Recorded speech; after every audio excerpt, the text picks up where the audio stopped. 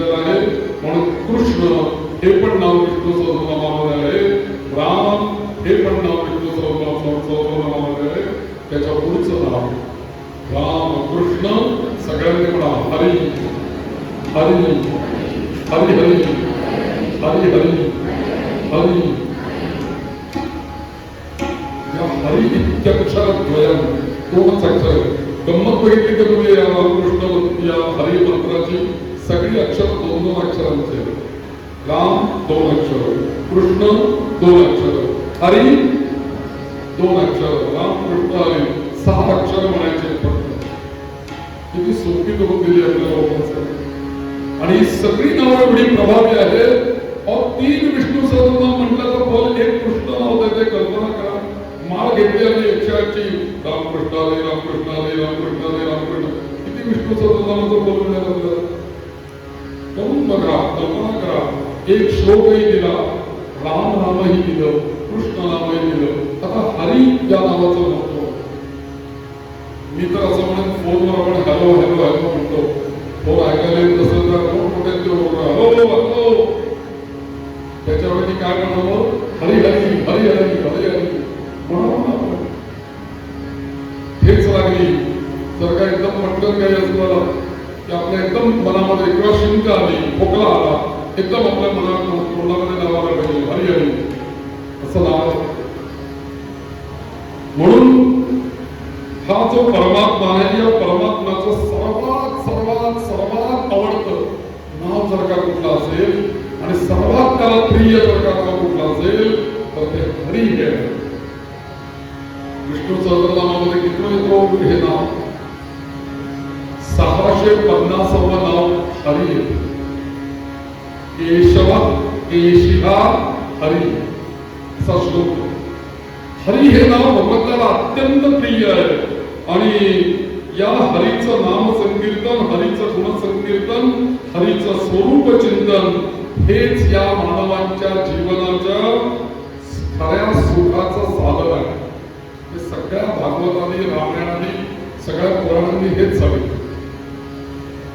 म्हणून क्षणभर का विना देवाची एक वारी उभा क्षण. एक क्षण त्या हरीला द्या, एक क्षण मनापासून म्हणा देवाची एक वारी उभा क्षण. तुम्ही वाचायला गेले मला माणूस वाटतं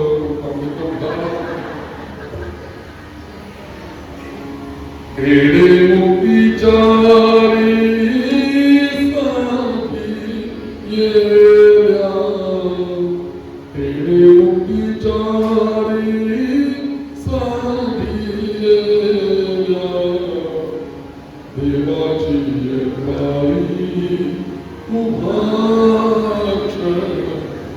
हरि मुखे म्हणा, हरि मुखे म्हणा,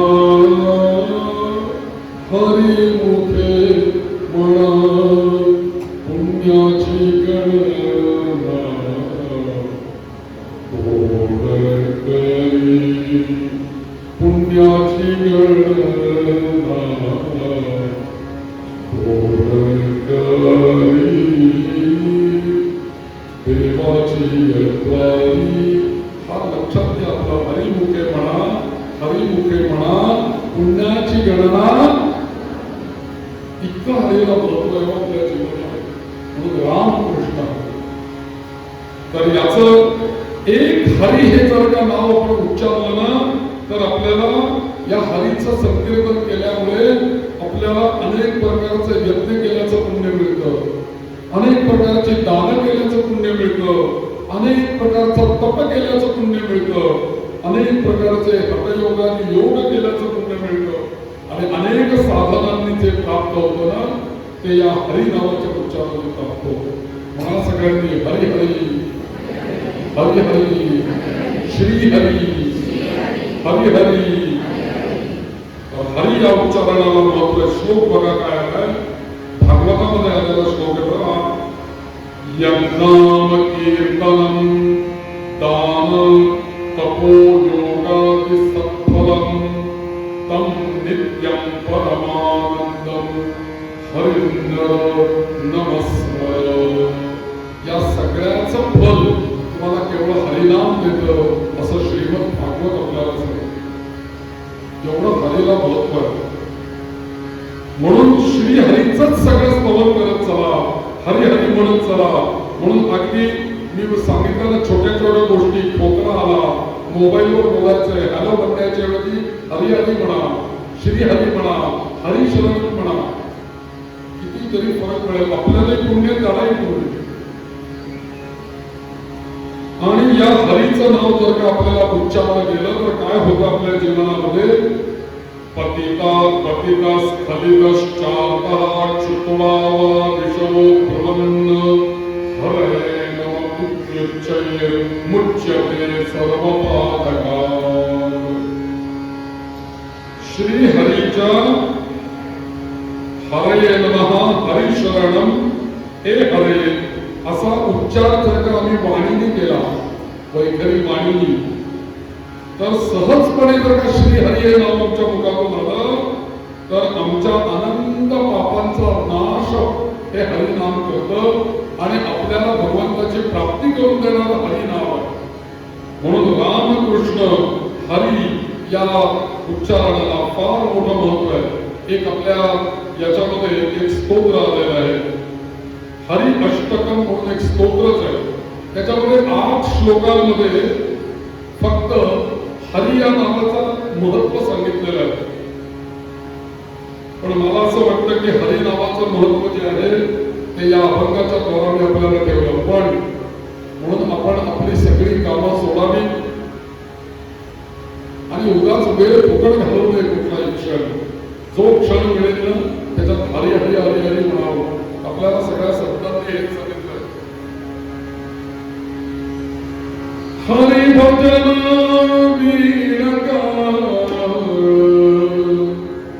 घालवू नको रे, हरी भजन वीणका घालवू नको रे, हरी भजन वीणका.